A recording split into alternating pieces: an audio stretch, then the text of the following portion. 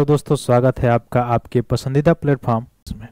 आज हम लोग फिर एक नए सुर्खियों को लेके उपस्थित हैं, जिसमें आरबीआई के जो पूर्व गवर्नर थे यानी शक्तिकांत दास जी, उनका अब जो है कार्य जो काल है वो समाप्त होने वाला है और नए आरबीआई के जो गवर्नर हैं उनकी नियुक्ति कर दी गई है।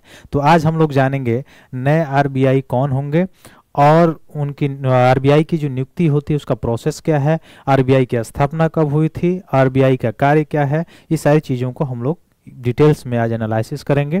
और मुख्य रूप से जैसे कि हम लोग देखे भी थे कि आरबीआई जो है मुख्य रूप से जो कंट्री है, हमारा देश है, उसका एक केंद्रीय बैंक है। ठीक, तो इस सारे चीज़ों के बारे में हम लोग आज डिटेल्स चर्चा करने वाले हैं। तो जल्द से जल्द जुड़िए और अपने दोस्तों को शेयर कीजिए ताकि हम लोग अपने सेशन को स्टार्ट करें। चलिए आइए हम लोग चलते हैं।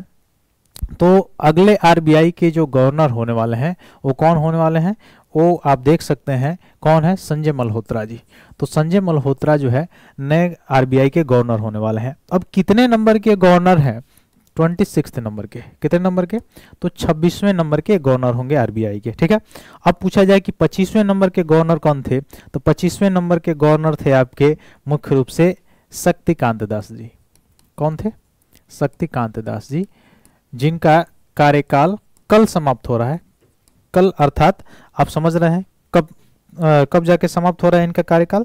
तो मुख्य रूप से इनका कार्यकाल जो है 9 दिसंबर को समाप्त हो रहा है और 10 दिसंबर से नया कार्यकाल शुरू हो रहा है किनका? संजय मल्होत्रा जी का। ठीक है, तो संजय मल्होत्रा जो है वो क्या होंगे?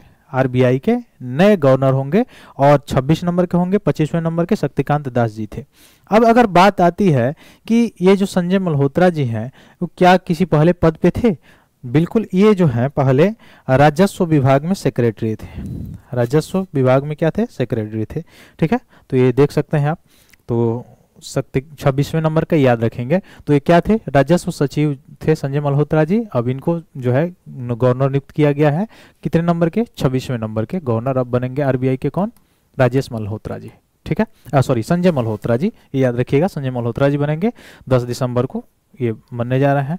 तो ये सारी चीज़ें आप याद रखेंगे 26 नवंबर को। अब ये देखेंगे तो जो संजय मल्होत्रा जी हैं वो 1990 बैच के राजस्थान कैडर के जो है आईएएस अधिकारी थे। ठीक है, तो 1990 बैच के राजस्थान कैडर के आईएएस अधिकारी हैं और यही मुख्य रूप से क्या बनने जा रहे हैं? हाँ, आरबीआई के गवर्नर बनने जा रहे हैं। और नवंबर 2020 में इनको ईसी के चेयरमैन और एमडी बने थे।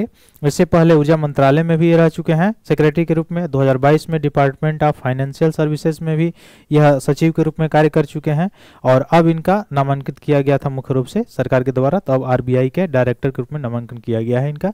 तो 26वें नंबर के आरबीआई गवर्नर कौन बनने जा रहे हैं? तो संजय मल्होत्रा जी बनने जा रहे हैं। ठीक है, ये याद रखिएगा।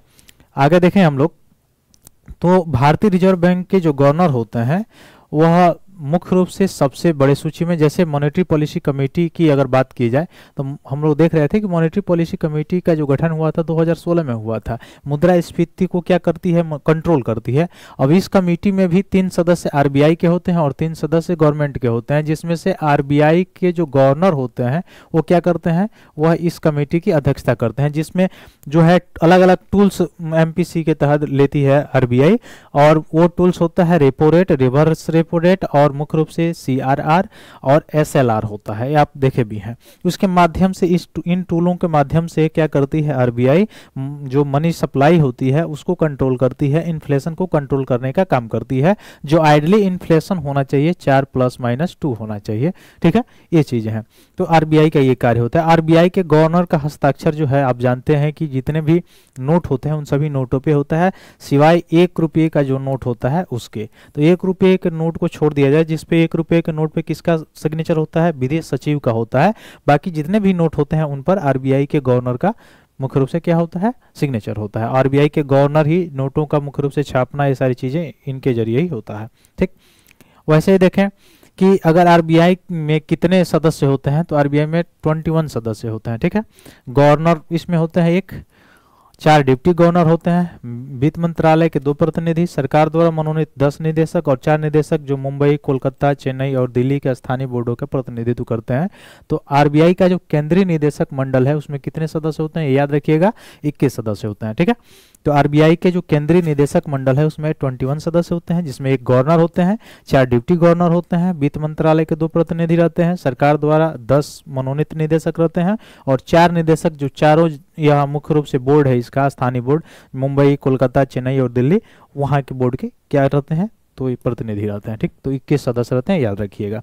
आगे अगर देखें तो मुख्य रूप से आरबीआई की स्थापना कब हुई थी, तो आरबीआई की स्थापना आपको पता है 1934 के अधिनियम के द्वारा हुई थी।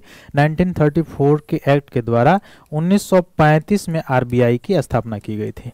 और आरबीआई की जिस समय स्थापना हुई थी उस समय कहाँ पे था, कलकत्ता में है, कलकत्ता में था सॉरी। और मुख्य रूप से इस समय अगर देखा जाए तो ये कहाँ पे है, इसका मुख्यालय मुंबई है। तो इस समय आरबीआई का मुख्यालय मुंबई है। जिस समय स्थापना हुआ था उस समय इसका मुख्यालय कहाँ पे था, कोलकाता था। ठीक है, तो 1934 के एक्ट से 1935 में इसका स्थापना हुआ था। इसका राष्ट्रीयकरण कब किया गया, देश आजाद होने के बाद 1949 में राष्ट्रीयकरण किया गया। ठीक है, इस चीज़ों को भी याद रखेंगे। वैसे मौद्रिक नीति समिति वाला काम मैंने बताया, 6 सदस्य इसमें होते हैं, 3 सदस्य आरबीआई से, 3 सदस्य सरकार द्वारा होते हैं और इसकी अध्यक्षता कौन करते हैं, आरबीआई के गवर्नर करते हैं। ठीक, तो ये याद रखेंगे।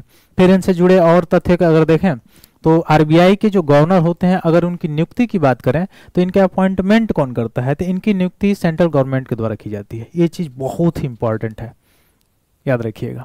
तो आरबीआई के गवर्नर की जो नियुक्ति होती है किन के द्वारा होती है, केंद्र सरकार के द्वारा होती है। तो अभी तक देखा जाए तो भारतीय जो रिजर्व बैंक है वह भारत में 31 अलग अलग स्थानों पर फैला हुआ है। इसका मुख्यालय इस समय कहाँ पे है, मुंबई में, मैंने बताया है। ज़्यादातर कार्यालय राज्यों की राजधानियों में स्थित होता है इसका। आरबीआई के 19 क्षेत्रीय कार्यालय और 4 जोनल कार्यालय हैं। ठीक है, इस चीज़ को भी याद रखिएगा। तो नियुक्ति याद रखिएगा, बहुत इंपॉर्टेंट है। कौन करता है, केंद्र सरकार करता है। ठीक है, केंद्र सरकार करती है नियुक्ति किनकी, आरबीआई के गवर्नर की। ठीक, और नियुक्ति मुख्य रूप से आरबीआई के गवर्नर की जो नियुक्ति होती है उसमें केंद्रीय वित्त मंत्री की सिफारिश पर प्रधानमंत्री कार्यालय पीएमओ द्वारा की जाती है। तो ये बहुत ही इंपॉर्टेंट तथ्य आपके सामने मैं लेके आया हूँ कि आरबीआई के जो गवर्नर की नियुक्ति होती है वो किसके सिफारिश पे, तो जो केंद्रीय फाइनेंस कमीशन होता है, यानी फाइनेंस मिनिस्ट्री जो होती है, सेंट्रल फाइनेंस मिनिस्ट्री जो होती है, उसी के रिकमेंडेशन पे कौन करता है, पीएमओ, प्रधानमंत्री कार्यालय करता है, आरबीआई के गवर्नर की नियुक्ति करता है। ठीक है, इस चीज को भी याद रखिएगा। तो केंद्र सरकार करती है नियुक्ति किसके सिफारिश पे, जो केंद्रीय वित्त मंत्रालय होता है उसके सिफारिश पे पीएमओ करता है, प्रधानमंत्री कार्यालय द्वारा की जाती है। ठीक, अब आमतौर पर देखा जाए तो आरबीआई के गवर्नर का कार्यकाल कितना होता है, 3 साल का होता है, लेकिन कुछ मामलों में इसे 2 साल के लिए भी बढ़ाया भी जा सकता है। ठीक है, तो ऐसे ये कार्यकाल भी आप याद रखेंगे। कार्यकाल इनका आमतौर पे 3 साल का होता है, कुछ मामलों में इनका कार्यकाल 2 साल के लिए बढ़ाया भी जा सकता है। ठीक है, अब देखिए, अगर शुरुआत में जिस समय ये बना हुआ था उस समय इसमें ब्रिटिश बैंकर कौन थे, सर ओसबॉर्न स्मिथ थे। और भारतीय में देखा जाए कि कौन मुख्य रूप से मूल भारतीय गवर्नर, पहले भारतीय गवर्नर थे, तो पहले मूल भारतीय गवर्नर कौन थे, सर सीडी देशमुख थे। कौन थे, सर सीडी देशमुख थे। तो इसको भी याद रखिएगा, सर सीडी देशमुख आरबीआई के पहले मूल भारतीय गवर्नर कौन थे, तो सर सीडी देशमुख जी थे। ठीक है, और ऐसे पूछा जाए तो ब्रिटिश में तो बैंकर सर ओसबॉर्न स्मिथ थे। ठीक, इसको भी याद रखिए। तो कार्यकाल मैंने बताया, नियुक्ति मैंने बताया, और कौन कौन अधिकारी इसमें रहते हैं ये बताया।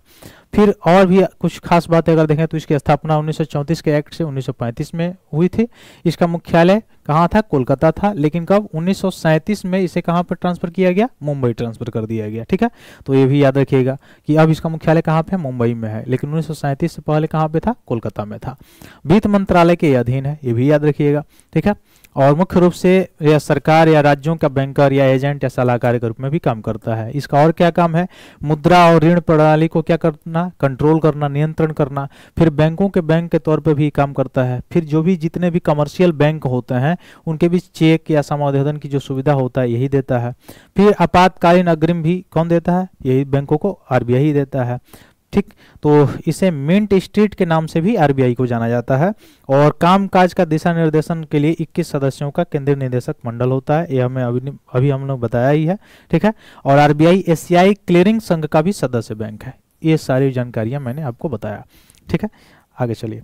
तो ये सारी चीज़ें हमने डिस्कस किया कि आरबीआई के जो नए गवर्नर होने वाले हैं कौन होने वाले हैं, तो इसके बारे में हम लोग पढ़े। 26वें नंबर के होने वाले हैं और 25वें नंबर के शक्तिकांत दास जी थे। उसके बाद से मैंने बताया कैसे नियुक्ति होती है आरबीआई के गवर्नर की, आरबीआई के गवर्नर का कार्यकाल क्या होता है, पहले गवर्नर कौन थे, और मुख्य रूप से उसके निदेशक मंडल में कितने सदस्य होते हैं, किसकी सिफारिश पर की जाती है, ये सारी चीज़ें आपको अच्छी तरह से समझ में आई होंगी। आरबीआई के कार्य क्या है, इस दिशा निर्देश क्या है, ये सारी चीज़ें हमने बताया।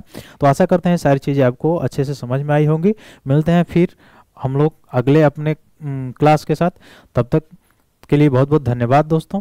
जय हिंद।